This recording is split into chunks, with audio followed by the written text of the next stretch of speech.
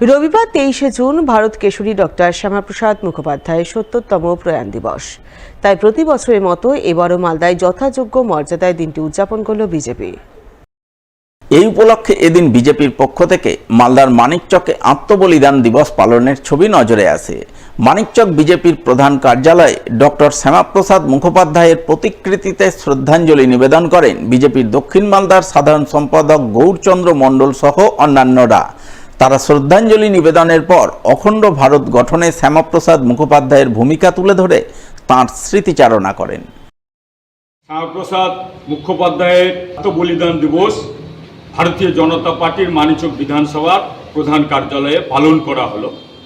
তিনি একাধারে যেরকম রাজনীতিবিদ, শিক্ষাবিদ, ব্যারিস্টার ছিলেন, সেই রকম মানুষের পাশে দাঁড়ান। অখণ্ড ভারতকে সঠিক রাখার জন্য তিনি লড়াই করেছিলেন। কাশ্মীরে যখন ৩৭০ ধারায় আলাদা একটা দেশ হিসাবে জাতীয় পতাকা পালিত হতো, তিনি বিরোধিতা করেছিলেন।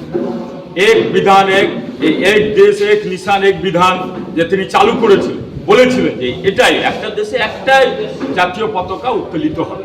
আজকের দিন 23শে জুন তিনি মারা যান।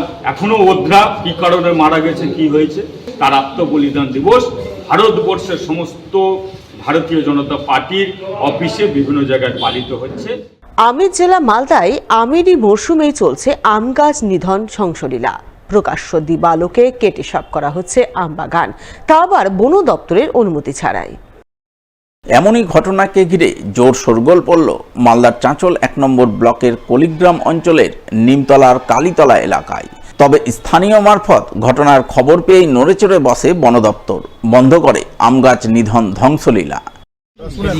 আমরাও তো জানি না পারমিশন নিয়েছে কিনা। তাহলে এক কাজ করবে, যে নিয়েছিল গাছ ওদের হয়ে তদারকি করছেন, তদারকি বাগানে আসছি, দেখাশোনা করছি, মানে তদারকি করা আমাকে বলতে দিন। ওগুলো কেনা বেচা হচ্ছে, আমাকে বলতে দিন।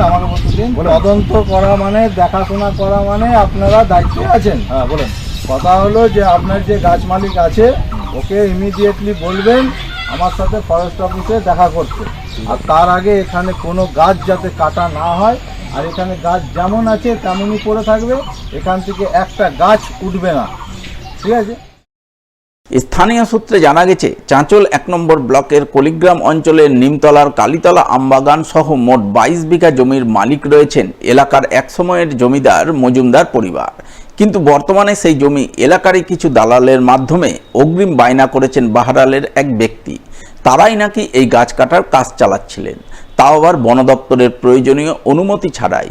যদিও গাছ কাটার সঙ্গে যুক্ত রেজাউল ইসলাম নামে এক ব্যক্তি জানান, তারা আম গাছ কাটার অনুমতি নেওয়ার জন্য প্রধানের কাছে গিয়েছিলেন, কিন্তু তিনি সই না করে দেওয়ায় বন দপ্তর অনুমতি দেয়নি। তারা চান প্রধান সই করে দিক, তারপর বন দপ্তরের অনুমতি নিয়ে গাছ কাটবেন। আমরা অনেক দিন দিয়েছিলাম, গাছ মালিক বিক্রি করেছিল। আমরা কাটিং পারমিশনের জন্য অবশ্যই প্রধানের কাছে সিগনেচার ছাড়া কাটিং ফরেস্ট রেঞ্জার সই করবে না বললে আমাদের রেঞ্জার সই দেয়নি। আমরা অবশ্যই ফরেস্ট রেঞ্জারের কাছে গিয়েছিলাম, বলেছি প্রধানকেও বলেছি, সই করে দেয়নি।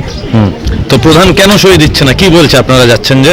ওদের কি একটা সব বলছে একটা ঝামেলা আছে আমাদের সঙ্গে, ঝামেলা, তার জন্য সই করেছি। প্রধানকে বিনিময়ে কিছু টাকা পয়সা চাইছিল আপনাদের কাছে? না, টাকা পয়সা সই চাই।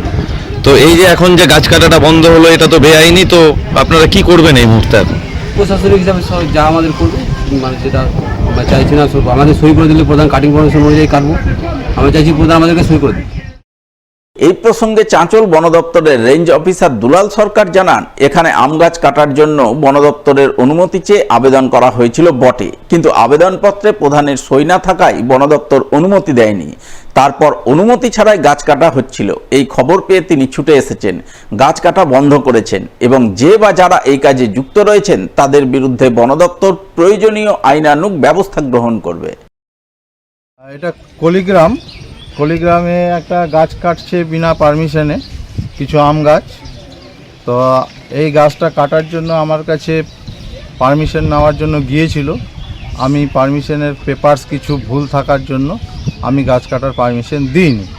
তারপরে আমাকে আজকে সকালে কর্মাধ্যক্ষ সাহেব ফোন করেন যে এখানে অবৈধভাবে গাছ কাটা হচ্ছে, আপনার কোনো নলেজে আছে কি না। আমি বললাম আমার নলেজে কোনো কিছু নেই।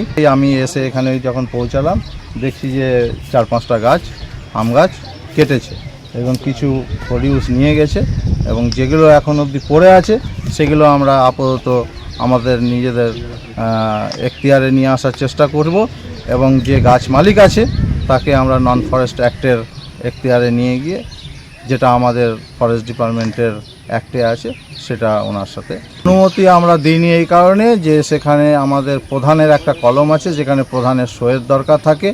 সেখানে যে প্রধান সেই গ্রামের লোককে চিনি বা জানি বলে একটা রিকমেন্ডেড উনি করেন, সেইখানটায় ওনার সই ছিলেন না।